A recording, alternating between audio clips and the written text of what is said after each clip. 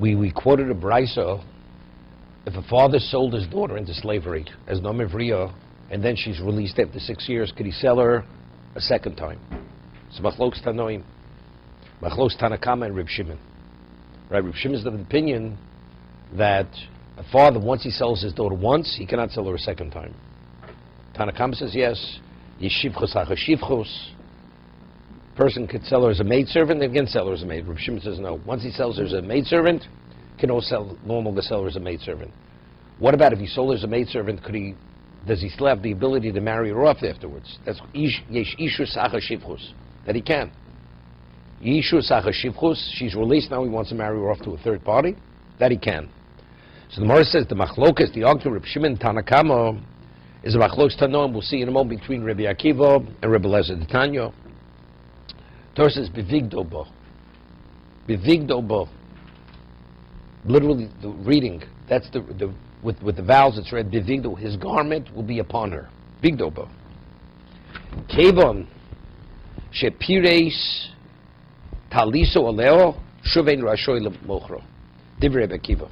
Rabbi Akiva says once if he marries off his daughter, man marries off his daughter, and then subsequently she's divorced. She's divorced. So now she returns back. She returns to his domain. Correct? It was only Ersin. She's divorced after Ersin. She returns to the domain of the father. Now the father wants to sell her. Rabbi Akiva says he can no longer sell her. Why? Kevin shepiris taliso love. Since the husband already spread his garment upon her, which is marriage, therefore he cannot sell her into slavery any longer. Shuv ein rashoy lemochra div Reb Kiva. Reb Lezer Omer. Reb Lezer says no. You read the word bebogdo bo. When could he no longer sell her? If he betrayed her. Bevogdo bo. If he betrayed her, kevan shebogad bo. If he betrayed her once, shuv ein rashoy lemochra. He can't betray her a second time. Meaning it's a betrayal. Regardless of what the circumstance is. The man's on financial hard times. He has no choice. But factually it's a mistreatment of the daughter. So that's a betrayal. It's a question of how to read the word. But they both say once she gets married. No. According to Rabbi Kiva, it's all because she was married. That's why you can't. But let's say he sold her once. He could sell her a second time. It's only if he married her first. If he married her off first, he could no longer sell her again. But if he never married her off, he sold her, and now she's released, he could sell her a second time. Even though if he sells her, the first He didn't marry her. He didn't exercise the right to marry her. Right? If he exercised the right, something else. Okay? Rebbe Lezer says no. If he sells her once, he cannot sell her a second time.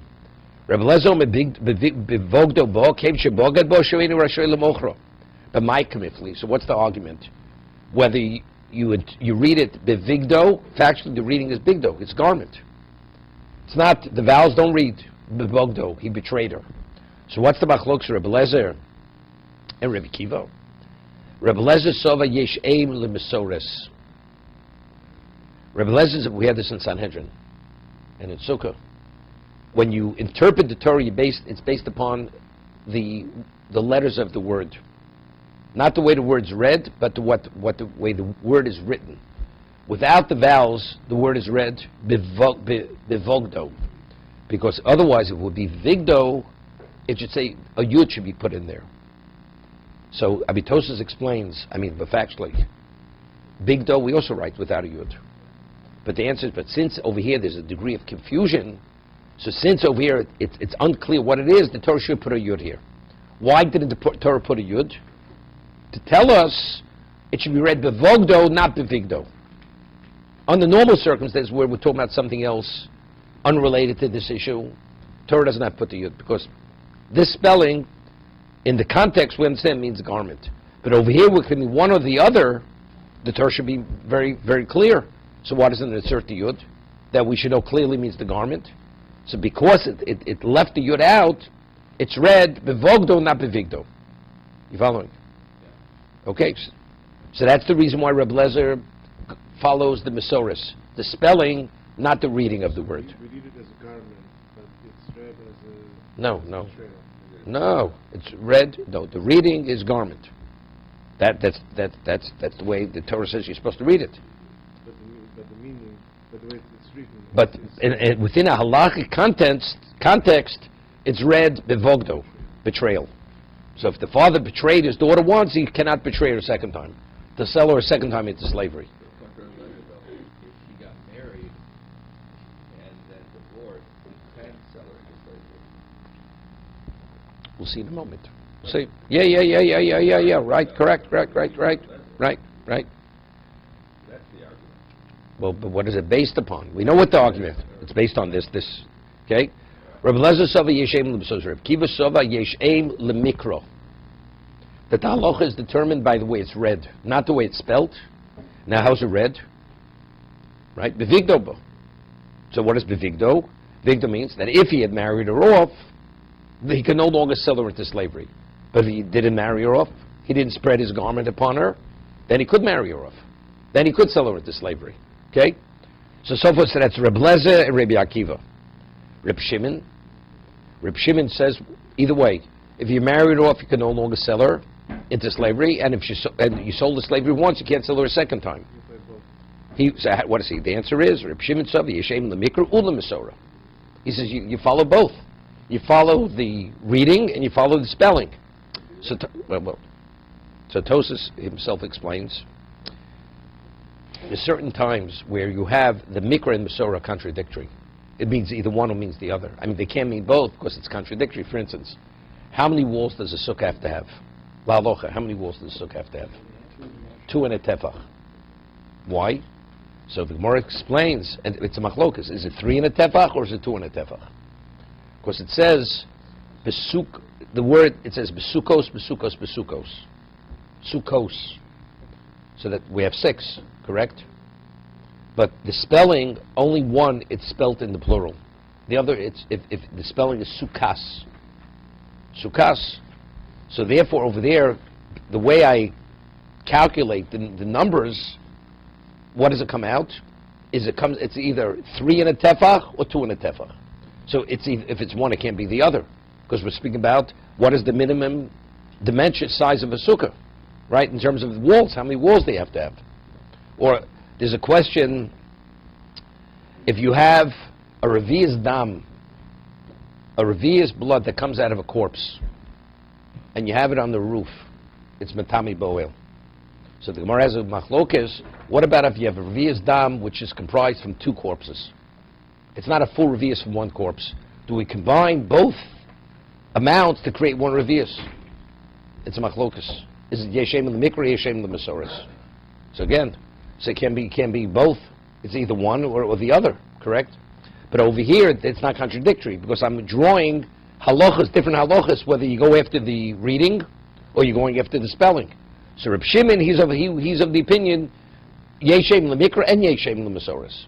So therefore, he's able to come up with both halachas, because you follow the reading and you follow the spelling. Over here, there's an interesting rishash. It says, according to Rabbi Kiva, it says bevigdo bo, right? As you're reading, we speak about yeshem bevogdo. He goes after bevogdo, right? Rabbi Kiva goes after, it says bevigdo. Once he marries off, he can no longer sell her. Now, when does a man spread his talus on his wife? In the suin. Here we're talking about ersin, right? The whole discussion is ersin, it's kiddushin, it's not nesuin. No, but no.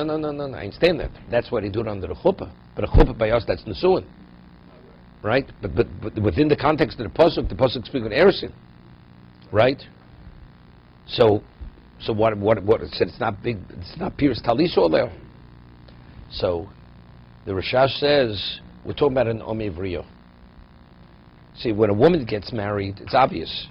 The husband who marries, even for kiddushin, he has no relevance to her, right? He has no relevance to her. So how do we know this kiddushin? You have edim. There's money transferred. With the odom, with the master, nothing happens, right? Nothing happens over here. The man gives it nothing, says, "You're my wife." She's his wife. It begins and ends with that.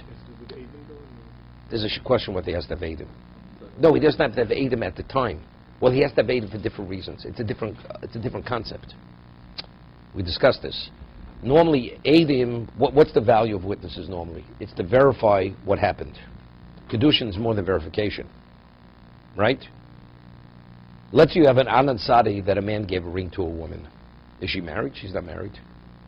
Even though verification-wise, definitely gave her the ring. There's a halacha, two kosher witnesses have to witness the act of the transfer of the ring for the sake of kiddushin to the woman. That's called the kiyumei. It's Gemara at the end of kiddushin. This could either be livrure, birur means to verify, or likiyumei means to establish. It's to create it. Marriage is likiyumei, the witnesses. It's not to verify. I mean, there was also verification that it happened. Here we just have to verify that he said to her, "Hare miyuedisli, you're my wife." I don't understand. Why is that different than a regular marriage? Why is the marriage of the Adam, the master, different than a regular marriage? You're saying, or the Rosh Hashanah is saying that. No, I didn't get to the Rishash yet. Oh, okay, I'm not holding by the Rishash yet. So that when he puts the coat over her. Wait, we didn't get to the coat yet. So, We didn't get to the garment. maybe I misunderstood. You see, you're after Shacharis already. We're still before Shacharis. No, but you're saying that when he puts the garment, that he's fully married. They were through the No, the coat is not the marriage. Right, but, Yeah. Normally, a man who's married, that means they engage with one another. So he covers it with his garment. But so that's the question. Withholding. This is kedushin. This is ersin. This is not nesuin. right. That's the question. Okay. So we're before the question. We're before the question. I thought that a man can only sell his daughter into slavery if it is in the context of an expectation of marriage. There's no such concept of selling a girl into slavery just for the purposes of slavery. That's what the Torah wants. It's irrelevant what the father is his objective to be. We had on the first side of the page. He doesn't want to support her. The man says, something. It's too costly. He's a miser. He doesn't want to. Doesn't want to support his daughter. Let the master. But we cannot do that after the age of 12. That's just for something. That's because she's an adult. Because she's an adult, right? But as a minor, he can. Right, so I can understand the concept of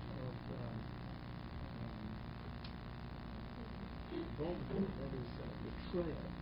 Even if it's for the sake of marriage, it's still a betrayal. Why Is that the way you marry her for daughter? That marriage, you go to a man. man's circumstances, that What happens if the master chooses? What happens if the man chooses? No, he's not interested in marrying the. He has enough wives. He has enough headaches. He needs another one. He's not interested. Right? The ultimate objective is it will be the best. That would be the best scenario. That it should turn out to be marriage. But if he chooses not to, so she's a maidservant. the man has got certain financial problems. Correct. Poor man. That's usually why he sells his daughter. He's going to do this not because of an act of betrayal, but because he's In genuinely either way, trying to he do says, unfortunately, I had to betray my daughter. It's the circumstance, but we spoke of a pagam mishpacha. It's a blotch on the family. The Gemara says it's seen as something negative, regardless. It's unfortunate, but factually selling a daughter is something which is tragic. It's a tragic action that the girl has to suffer, be sold as a maidservant. No, it's not osur. It's not osur. It's not a Torah violation. Right? So in that sense, it's a betrayal of God. Right. To me, it almost sounds like I have a daughter, financially I'm in trouble, but I'm not sending her to yeshiva, I'm sending her to public school. She should suffer. Why should No, he's not doing it so she should suffer. That's not, no. The man, it's a circumstance. Person can't afford tuition, and his daughter goes to public school. It's a tragedy. She's not going to be given a Jewish education. Right? It is a tragedy. We're not faulting the father. He couldn't afford it. What are you supposed to do? But factually, it's a tragedy, correct? It's tragic that a Jewish girl should be sold as a maidservant. She's a princess, right? The Torah says you're a nation of princesses, of royalty. That's where you treat royalty. So therefore, it's a tragedy what's taking place. Okay. So the Rashash explains it this way. Normally, when a woman gets married, so we're saying over here, the witnesses for Yud is not L'kiyumei. It's not to establish the marriage. It's only verification. Why? Because, as we explained, a father has the right to marry his daughter. When the father sells his daughter as a maidservant, he's transferring all his rights to the master. That means he has a right to marry her. So within the sale is including the right of marriage. So when he buys her, he already has that right. He just has to exercise the right. You don't have to create it. He only has to exercise the right. When he chooses, so now, we only have to verify that he exercised the right. Creating the right, that was given to him upon the sale. That was included within the father transferring his rights to the master. So now the witnesses are only verification. It's not establishing. Okay, so basically, she's already in his domain in terms of he already has the right. So how do you reveal that there's a transition from maidservant to wife? By covering it with the garment. That she's no longer to be treated as a maidservant. But under normal circumstances, we're a woman. But even though kiddushin, there's no cohabitation. They're not living together as man and wife yet. That's only after chuppah. That's the reason why, and he says, where do you find it? Find by Rus, she came to Boaz, and Boaz ultimately married Rus. He married her. But how did they meet? When he found out who she was, that she was the daughter-in-law of Naomi, and so and so, and he gave her the grain, the sheaves of wheat, whatever it was. And then afterwards she says, she referred to herself as, I am your maidservant. She said to Boaz, I am the equivalent of your maidservant because you showered your kindness upon me. I'm like your maidservant. So because she referred to herself as a maidservant, Boaz didn't want that it should be even considered that she's a maidservant. So by spreading his talus on her, that negated her own classification, although it was out of humility, that she's a maidservant, because she's not a maidservant. Rus was a free woman. She wasn't his maidservant. So he says that's where the custom comes from, that under the chuppah, we spread the talus, Svardim and Yekis. They put the talus over the chos and kala during the chuppah. But that is the true meaning of Kevin Shapir's talis over there. There he spreads his garment upon him, because that's full marriage. So according to Rashash, there's no, the father has the consent that normally the woman would have. So the father is consenting to give herself over into marriage. Right? No, he transferred the right. Exactly, so there's no consent. The woman has no consent, and that's where... She doesn't have to, well, she's a minor. She's a minor. Already given consent, that's why the marriage is just putting the coat over because there's nothing else to do.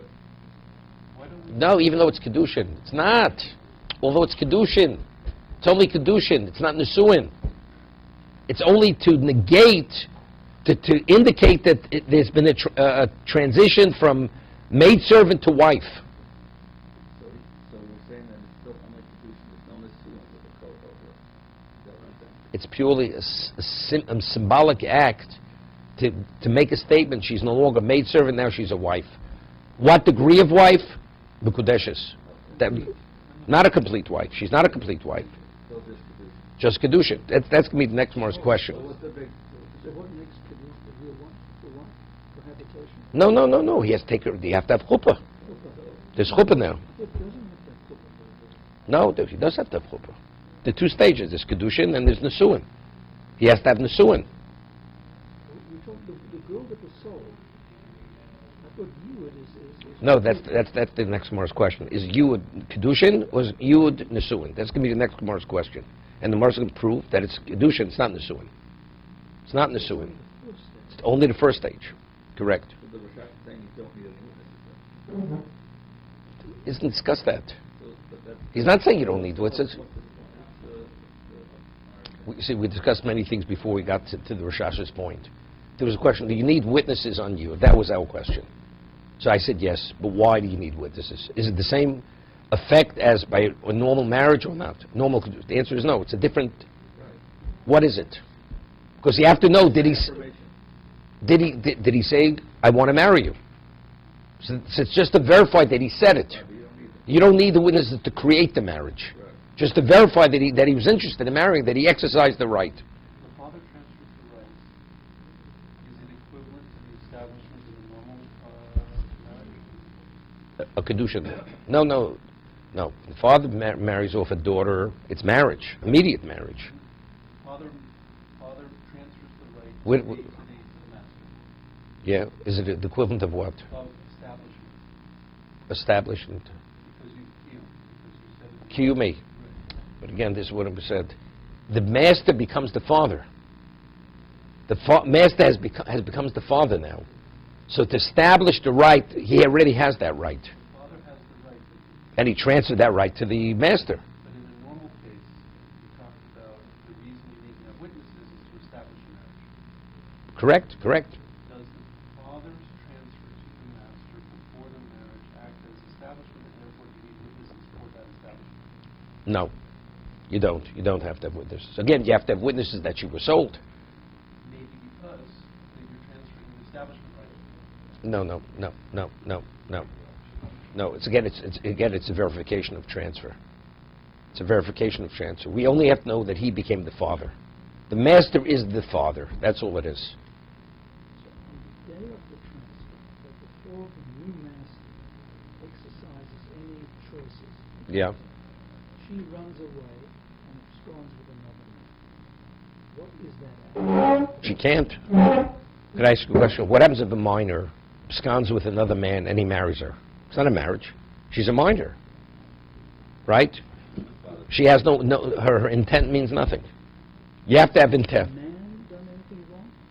He cohabited with a minor. Adultery in his act. No, because the man hadn't yet exercised his right. So there's no attachment between No. the man at all. Until he exercises the right, there's no attachment of marriage. It's not a concept of engagement in any kind of No, way. no, It's just correct. a one-way option Correct. for the act. Exactly. That's what it is. Okay. Let's go a little further. Next question. We'll eventually get to Tosus. Boy Rabba Baravua, Yud. Okay, now we have the question. When the Torah speaks of Yud, a master marrying the maidservant, Nisuin Osa, Osa, or Erisin Osa? When he says Harei Miyuedisli, your Miyud, the language, the terminology is Yud. Is the consequence of that Nisuin, full marriage, or Erisin? Or only partial marriage, the first stage of marriage? What's the nafkamina? Nafkamina, liyoshev letamelo lofin nedoreo. If he's a Kohen, he's permitted to, he contaminates. It's his full wife. Does he inherit her? Only a husband who's fully married to his wife who's fully married to her, does he inherit her? Ulafofin nedoreo. Does he have the right to fully nullify her vows? So if it's Nisuin, yes. If not, all this is not in effect. Mike, what's even the question? If it's Nisuin or kiddushin or Erisin? Marriage. It's not that evident. You just said Harei Miyuedisli. Why would I consider it to be Nisuin? Full. Yeah. A full wife. Why isn't it a partial wife? Harei Miyuedisli. Right? Because of the way we just explained about how the father gives over the rights. Because factually, she's fully in his domain Yeah. as a minor. So if the only reason is because a woman allows herself only to enter the first stage of marriage. She has to agree to the second stage of marriage. But over here, when the father gave over the daughter, he gave over his rights. So he gave over all the rights. He's the father. Now, what happens if a father marries off a minor? Kiddushin. And now the husband wants to do Nisuin. He has to go back to the father again. So the father has to agree to the second stage. I agree my daughter should be fully married to you. While she's still alive. While she's still a minor. Correct? Isn't that permission understood to be given over at the first stage? No. What's the purpose then? Just like She's married. What about a woman? A woman, she's Mukadeshes. She has to be agreeable to Nisuin. Two adults. A man gives her a ring, She does the first stage is understood that she's but let's say she's opposed to the second stage. She said, I don't want to enter into Nisuin. I don't want to go further. if it's a change in mind, it's one thing. I'm saying this, change your mind. I'm asking. is a change of mind. A woman says, I will marry you, and then this will lead to full marriage. Then she changes her mind. She's not interested in going to the chuppah. So, he can't force her. Of course they need a get they need. So here also we have a question. When the father transfers his rights, does he become fully the father? And just the father. So therefore there's no reason to go back to the father for Nisuin. So it's immediately. When he says Yud means full marriage. Well, no, the father only selling means I've transferred only the first stage of right. The second stage of right that you don't have. So that's the question. Is Yud, is it Eresin or is it Nisuin? That's the question of the Gemara. Why is the father allowed to marry a daughter? Marry off. Marry off a daughter. The father's not marrying her. He's marrying her off. So rightly you said he has the right to marry his daughter. Marry off. No. It's incest. How could father's not permitted? Marry off. But If there would not be a prohibition of incest, that is his right. So that right he's giving over to the third party. So here you have the equivalent of the father without the prohibition of incest. So therefore he could marry her. So when a daughter, when somebody gives away his daughter to somebody else, another master, why does the person assume that he's the father? I mean, she's a slave. The Torah says he could marry her. How could he marry her? She was only sold as a maidservant. So evidently, what's the Torah saying? The Torah is saying it's more than she's a maidservant. When he became the master, he took over the rights of the father, that if he chooses to marry, he doesn't have to consult with the father any longer. To be continued.